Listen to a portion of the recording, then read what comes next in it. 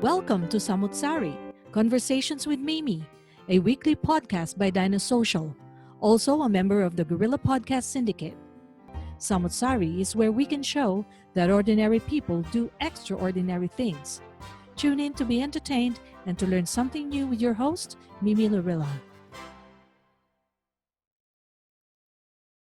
Hello and welcome to Samu't Sari Conversations with Mimi, a podcast and a video show featuring hot topics and other topics of interest for men and women alike. We feature guests who share their passion and commitment to their profession or talents.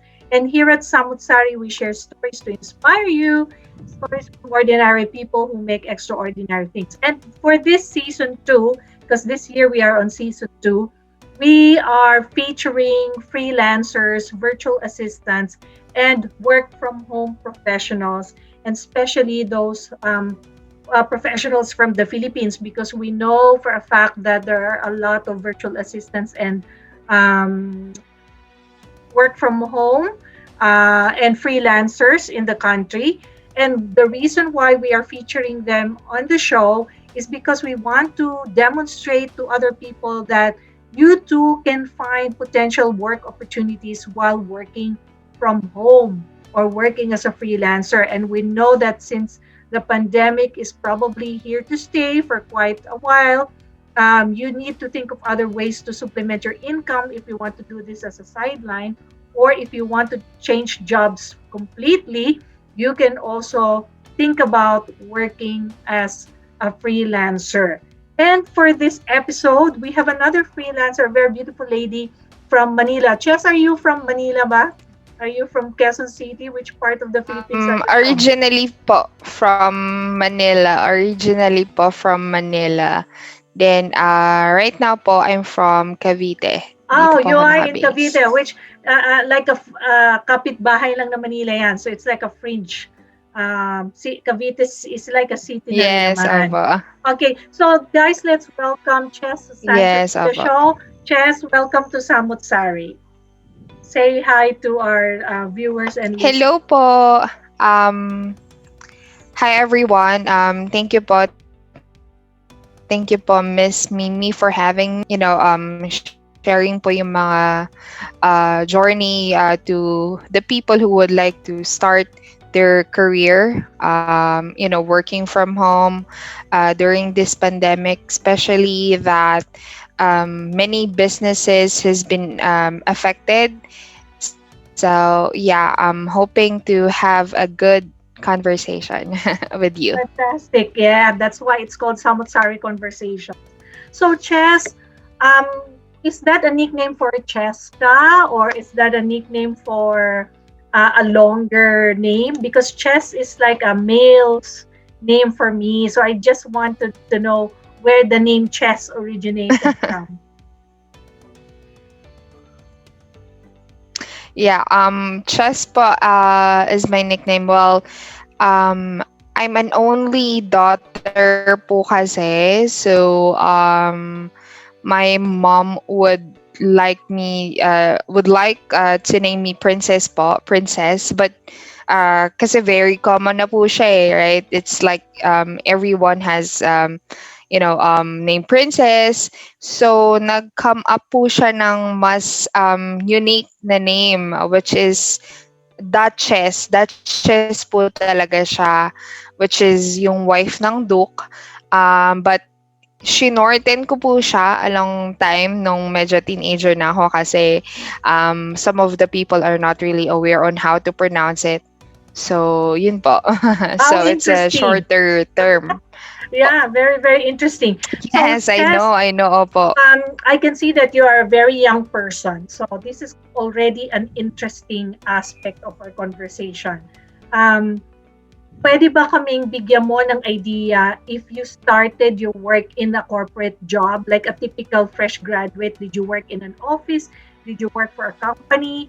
Or did you start off doing freelancing? So, bigyan mo muna kami ng history ng work mo, and then later on, we'll talk about where you are now.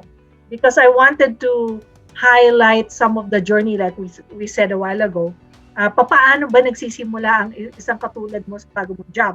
But first, we have to know or establish what were you doing before you became a freelancer.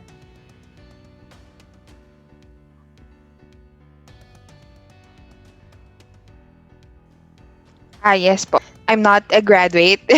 I'm not a four-year course graduate.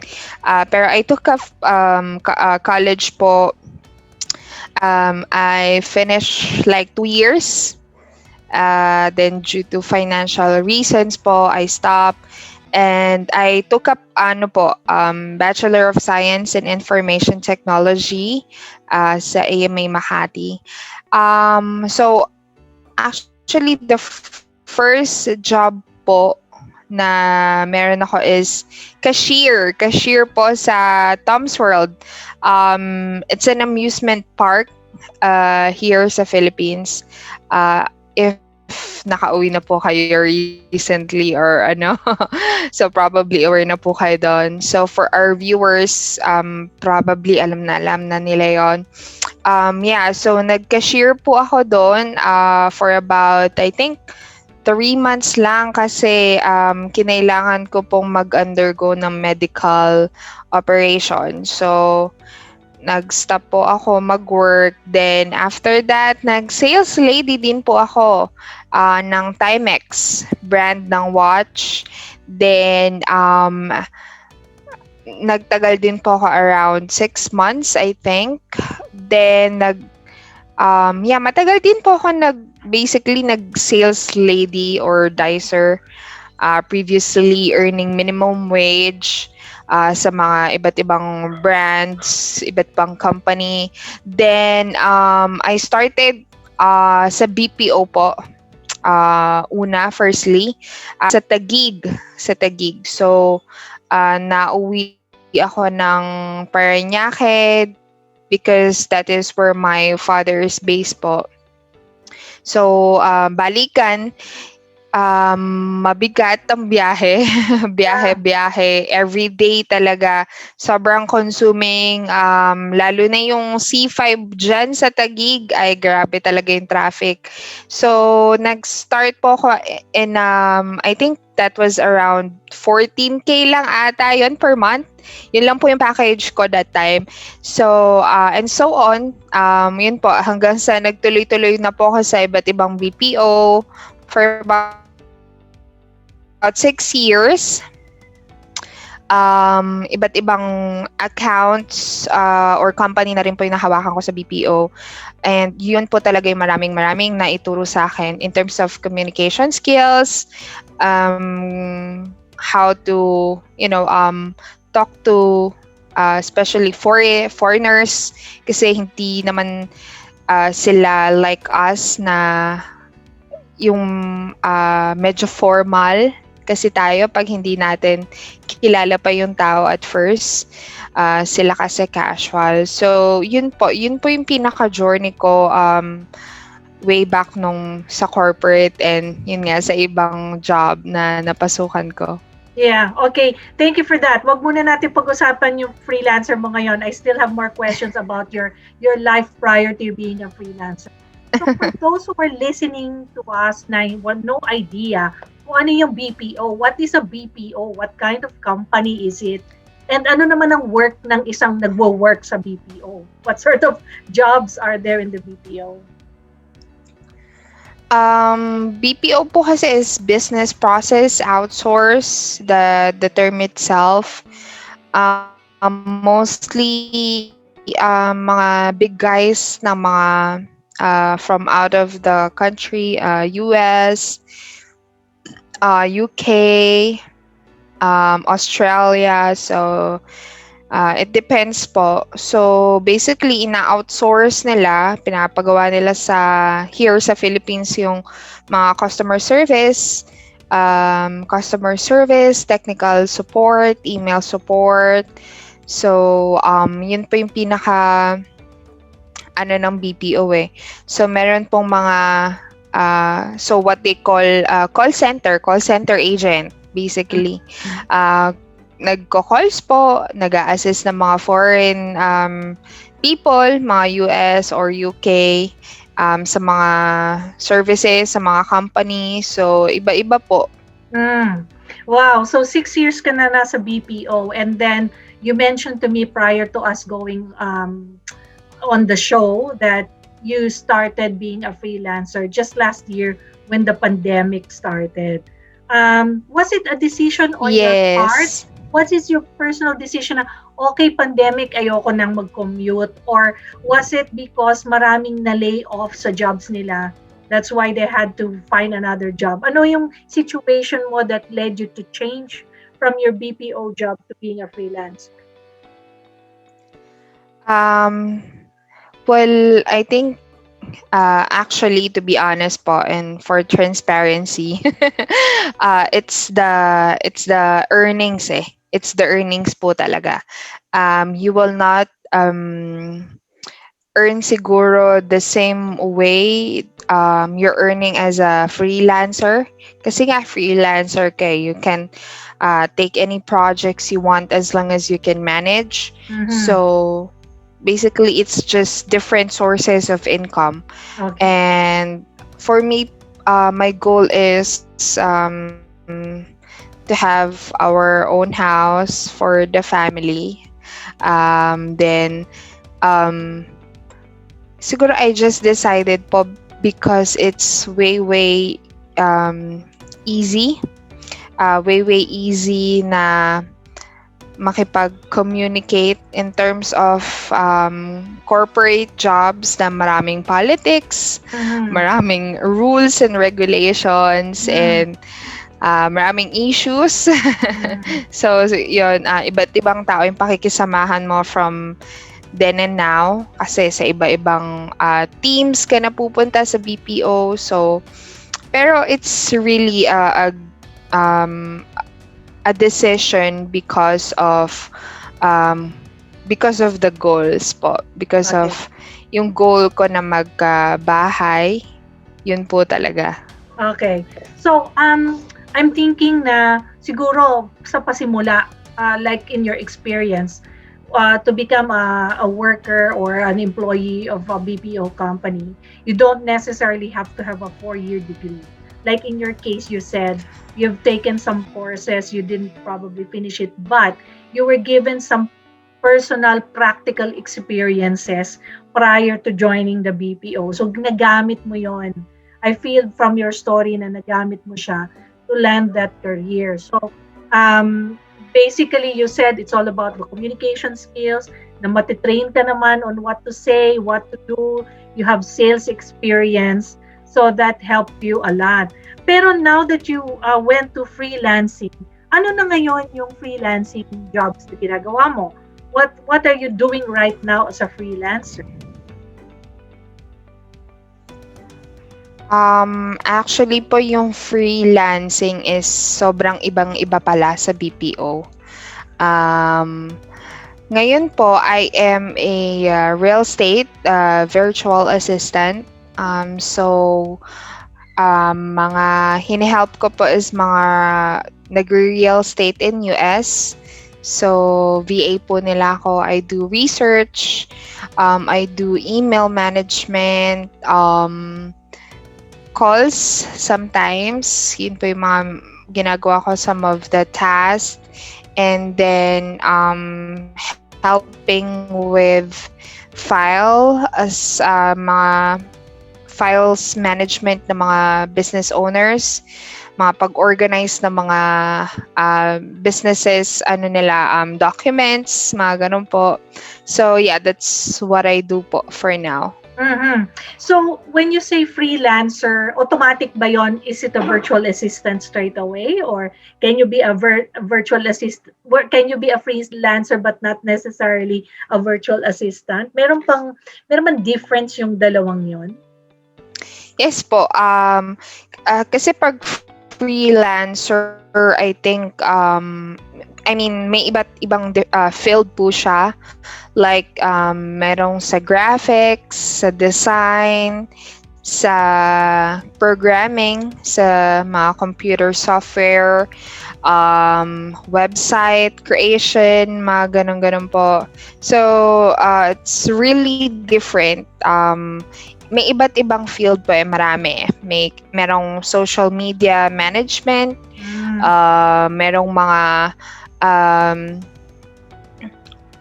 ano naman sila po, naggagawa lang sila ng mga one-time project, na yun nga po, mga website, logo design. So it depends kung ano talaga yung niche mo or Kung ano yung yung skills specialty mo. mo. Yeah, that's right. But Yes, opo. in your case right now, you're not doing customer service. You're actually doing a lot of the office stuff for a real estate company. Is that correct? Yun bang nature ng Yes po, yes. So in that case, how do you handle the files and how do you handle the documents? Wala naman kayong physical exchange ng paperwork to file or exchange of paperwork to handle. How do you do your office work virtually? Can you describe that to us para ma-imagine naman namin?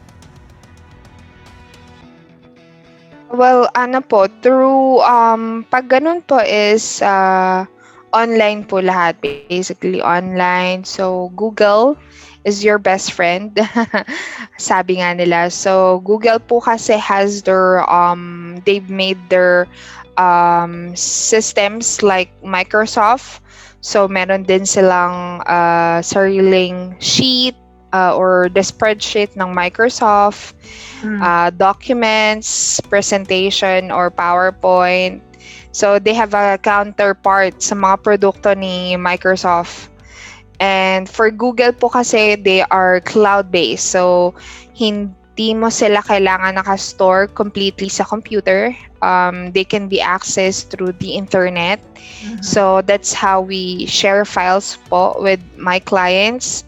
Kung ano yung papagawa nila. So, I send it, or I make a Google Drive na tinatawag, parang your USB na cloud-based siya. Yeah. Then, yun po, the clients can access it, or there's another way around, which is Microsoft Office, Excel, documents, PowerPoint, then through email. Basically po, through email, we send through email yung mga documents. Okay. So one other question I want to ask you is, now that you're doing VA work, mas madali ba siya compared sa BPO in terms of your time management? And obviously, you don't have to commute anymore to Taguig. Ano ba yung nakikita mo mga advantages ngayon of doing your work now compared to BPO, including relationship with your boss or your client? I think the difference po is in terms of workload, sobrang laki ng difference. Kasi sa BPO, you have a manager, you have a team leader, you have a subject matter expert na tinatawag, which you can ask for questions, yung mga questions mo regarding policies ng company. Or ng hinahandle mong issue ng mga customers, ganon. In freelancing po kasi, you don't have that. You don't have a team leader na mag-aayos ng metrics mo, ng mga performance scorecard mo, or subject matter expert na mapagtatanungan mo if may kailangan ka or if may hindi malinaw. You would need to research it by yourself. Yun talaga yung pinaka-crucial na skill ng virtual assistant. You need to have many resources. You need to be resourceful, in short, in terms sa mga ipapagawa sa'yo. In terms of workload po, I think the difference kasi is call center po. Mostly calls ang ginagawa ko. Pero now kasi, mostly non-voice po. I do, yun nga po, yung mga research. And yeah, dahil din po yun sa pag-commute, naalala ko na when I gave birth po kasi for my daughter, nag-transfer po kami here sa Cavite. So I was going to work sa Taguig, and imagine the biyahe is Yes. sobrang tagal po. As in, yeah, nakakalagpas na po ako minsan ng bahay namin kasi sobrang antok na antok ka na eh. Kasi kulang na kulang yung oras mo pag umuwi Mm, ka. Hindi ka naman pwedeng matulog ng 8 hours kasi kailangan mo gumising na maaga. that's right. Babiyahe ka pa, Yeah, ang layo-layo ng exactly. work mo. Yeah. So, nakakatulog po ako sa biyahe. Lagi po ako lumalagpas sa bahay namin. Mhm. So, ayun po. Yun po yung mga talagang naisip ko this time. Sabi ko, ayoko nang bumiyahe. Mhm. Ayoko na ng politics sa office. That's Ayoko na. right. That's right. So are you saying you are more in control of your time now, and you can do effective time management being a mom and doing your house chores and doing the work that is required kasi US and Philippines ang timetable niyan. So you have to be awake when during their office hours. So how do you do your time management? Give us a little bit of an insight on that. Well, may clients po kasi akong flexible yung time, meaning they allow you to work whenever you want, as long as you finish the task. So, pag ganun po is na be-break in ko yung task ko into 3 parts, for example, and then I can do some cooking pag kailangan, if needed po ko nung anak ko, if my daughter needs me, Mommy, I want this, Mama, na-attend mo na siya kasi basically, pwede ka yun nga, pwede mo hati-hatiin yung task mo in a specific time para ayun nga po, nakakapag-juggle between being a mom, and sa pag-work. Yeah. So I think that's the one of the best benefits of working from home is that yung flexibility, your clients understand that. In terms of the challenges naman in your role as a virtual assistant, ano yung mga parang struggles mo, challenges mo, or mga things na nininibago ka pa rin, or things na hindi mo pa rin talaga gamay na gamay that you think others may be aware of as well? I think yung sa mga in terms po ng learning, kasi may mga bagay na hindi mo pa na-encounter before.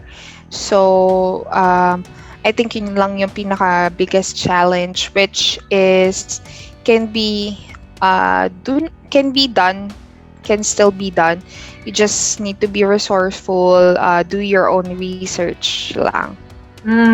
So the other thing that I know, and the reason why I got connected with you, is that you're also part of a Facebook group. So the Facebook group is a group of freelancers and virtual assistants then.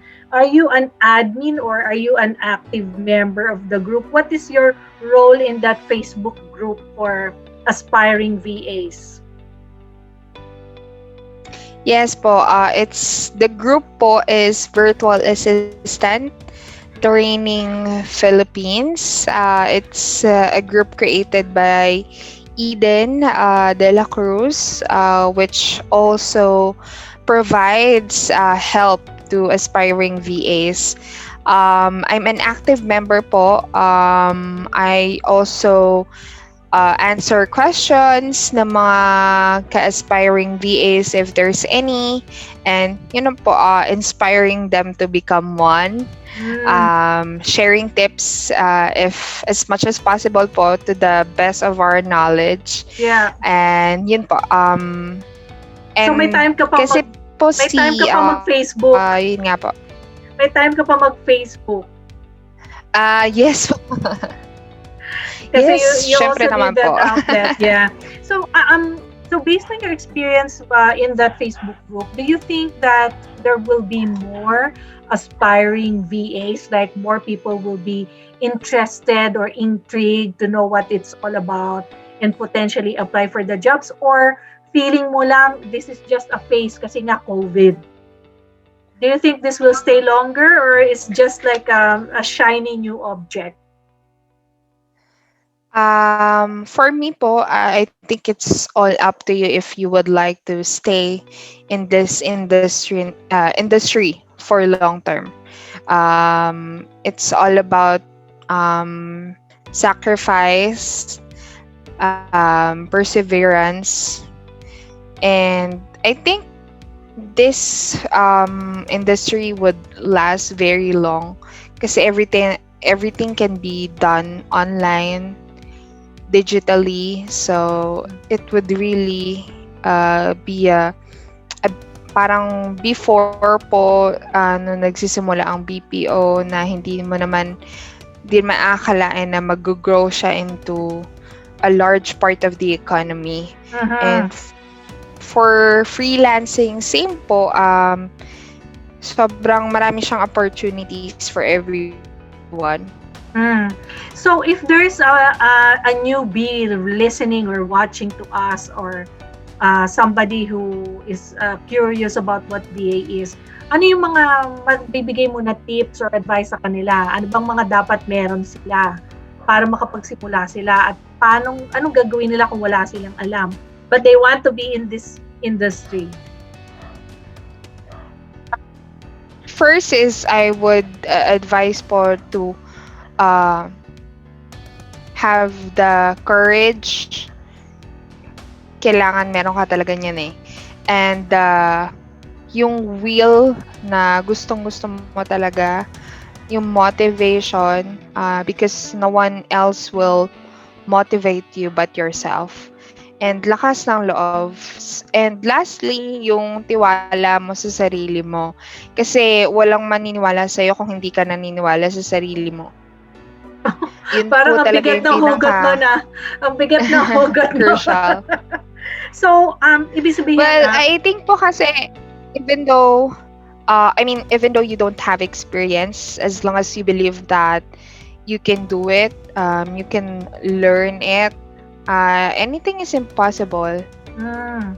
And what about the clients? How does a newbie attract a client? How do you promote yourself, and how do the clients know that you can do the job? Paano bang sistema niyan? Meron ka bang agent na nagbibigay sa'yo ng client, or you actively look for your clients? How is a newbie going to navigate that? In terms po kasi for finding clients, we have many platforms po.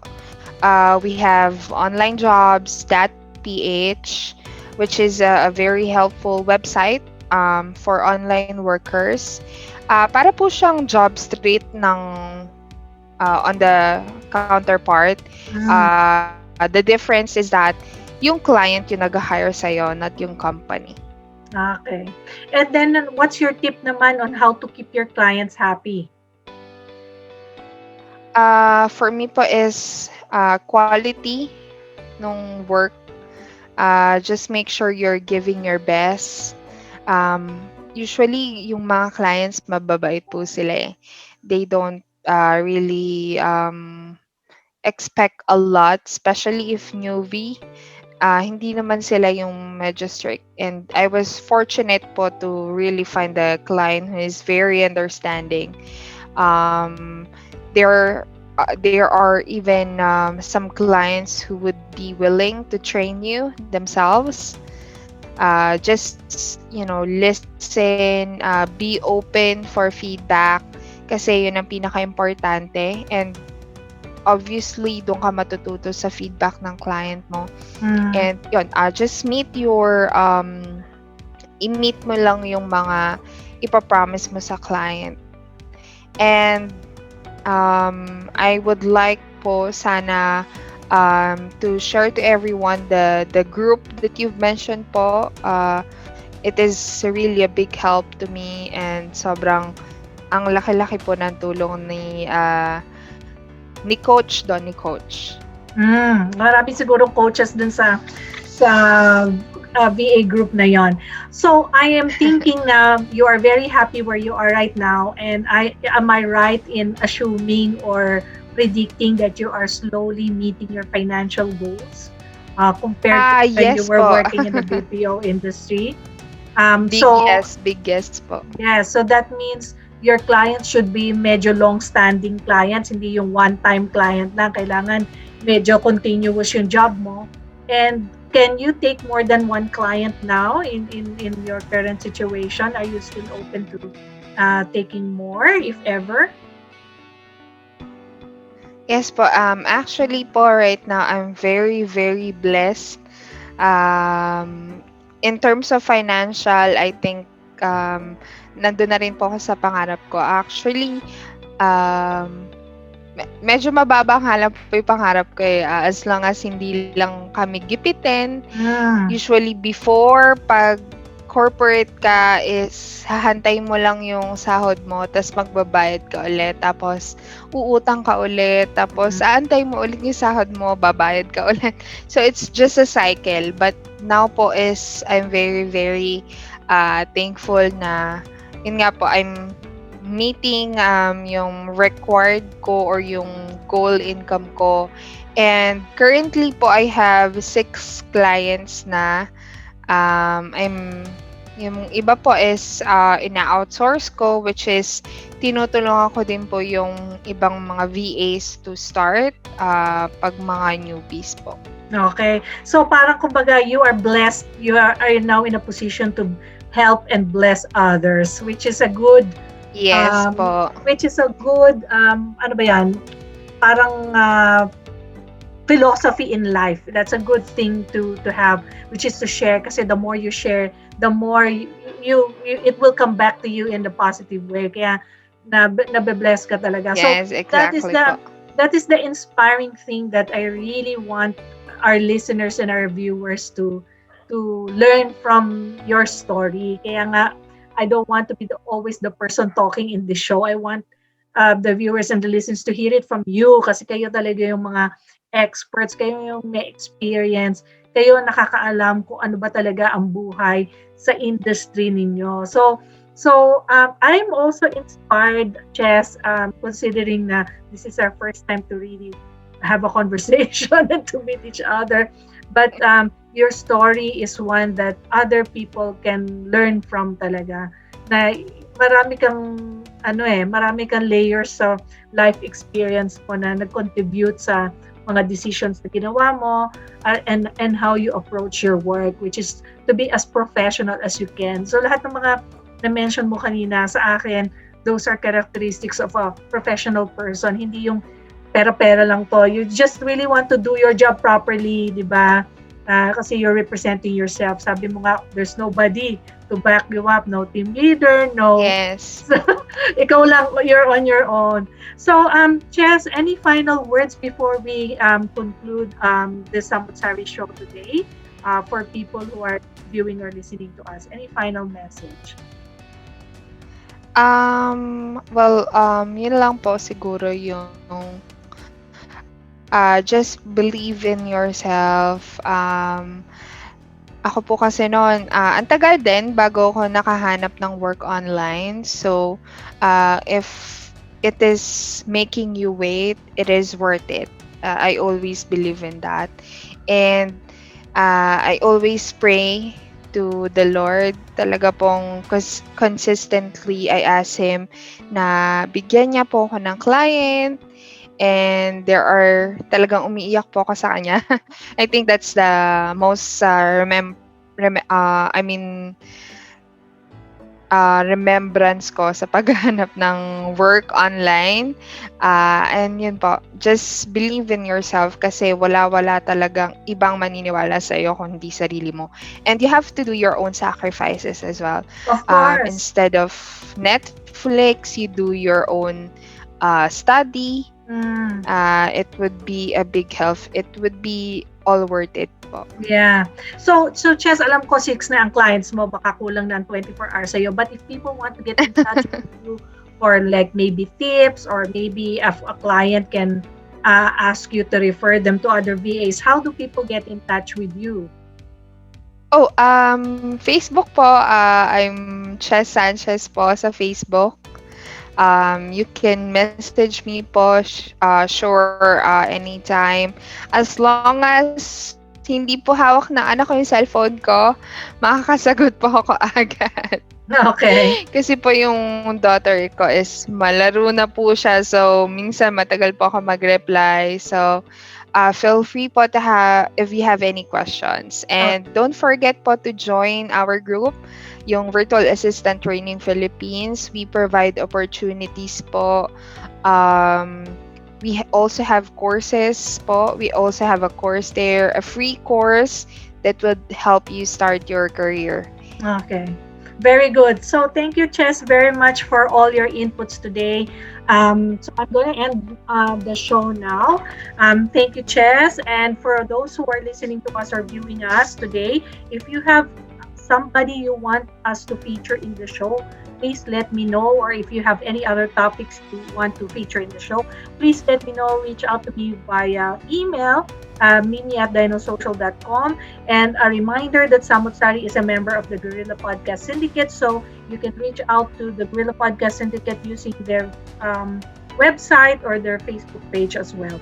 And please don't forget to like, share, and subscribe to my YouTube channel. Thank you again, Chess, and thank you, everybody. I hope you enjoyed Chess's story. Thank you po for having me. Thank you so much, and we'll hope to see you soon in another edition of Samu't Sari Conversations. Bye. Bye-bye.